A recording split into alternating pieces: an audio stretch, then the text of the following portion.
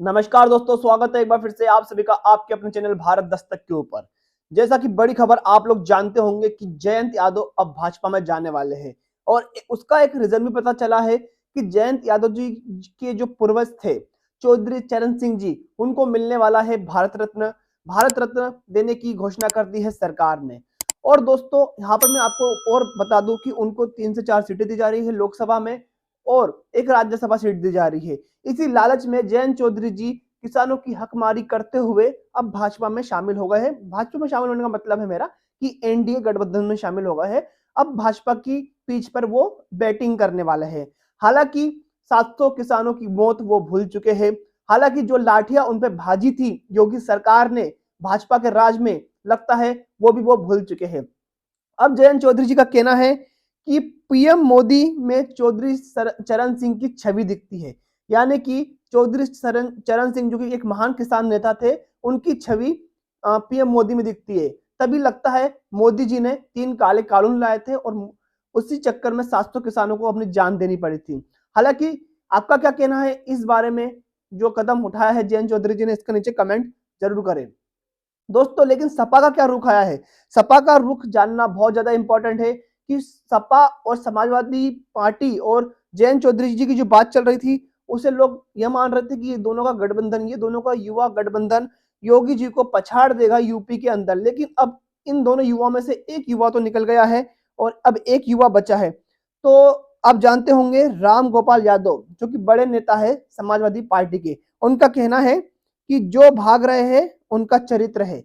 यानी कि जयंत चौधरी जी को टारगेट करते हुए वो कह रहा है कि जो भाग रहे हैं ये उनका चरित्र है।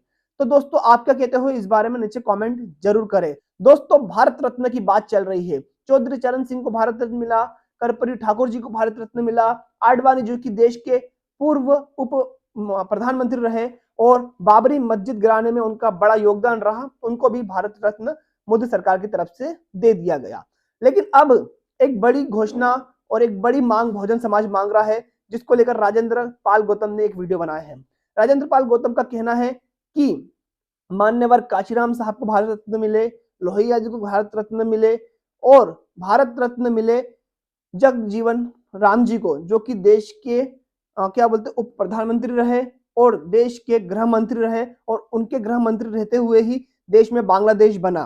तो दोस्तों उनका यह भी कहना था कि इसके साथ ही दलितों की सबसे बड़ी लीडर, 4 बार मुख्यमंत्री रही मायावती जी को भी भारत रत्न दिया जाए। तो ये वीडियो देखिए। दिखाकर साकार करने वाले मान्यवर कांसीराम साहब देश के तमाम मुख्यमंत्रियों में से सबसे अच्छे मुख्यमंत्रियों में से एक,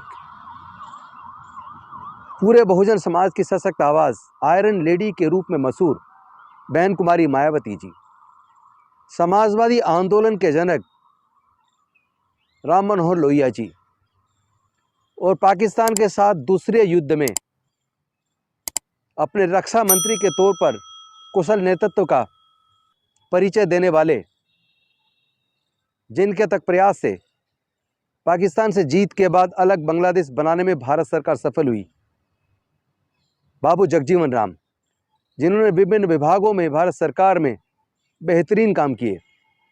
मैं इन चारों महापुरुषों को भी भारत रत्न देने की भारत सरकार से मांग करता हूं। दोस्तों वीडियो में आपने देखा कि 4 जो मेन बहुजन समाज के लोग हैं उनके लिए भारत रत्न की मांग करी है राजेंद्र पाल गौतम ने, और उसमें एक बड़ा नाम ये भी रहा कि मायावती जी को भी भारत रत्न दिया जाए। उनका कहना है कि मायावती जी ने बहुत संघर्ष किया है और वो पहली दलित ऐसी महिला रही जिसने 4 बार देश के सबसे बड़े सूबे उत्तर प्रदेश में राज किया और उनके जो प्रशासन था, उनका जो शासन था, वो कानून का राज माना जाता था। और आज भी उसको यूपी के जो दलित है, पिछड़े हैं या मुसलमान है, वो सब लोग याद करते हैं। उनके शासनकाल में गुंडों पर लगाम लगाई गई और वो महिला एक आइकॉन है, आयरन लेडी है, तो उनको भारत रत्न दिया जाना चाहिए। तो दोस्तों राजेंद्र पाल गौतम की इस बात का आप समर्थन करते हैं कि बहन जी यानी कि मायावती जी को भी भारत रत्न दिया जाए? तो नीचे कमेंट करें।